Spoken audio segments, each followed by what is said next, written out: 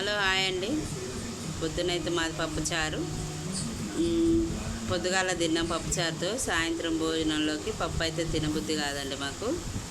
అందుకనేసి ఎల్లిపాయ వేసి ఎల్లిపాయ కారంతో ఉడుకుడుకు రైసు, నెయ్యి, ఆనియన్స్, బుర్రలు, ముద్దపప్పు, ఎగ్స్ ఇవన్నీ కాంబినేషన్ వేసుకొని మేమైతే వేడి భోజనం చేస్తున్నామండి. సరే అండి, మరి మీరైతే ఏం చేశారో కామెంట్ బాక్స్లో కామెంట్ చేయండి.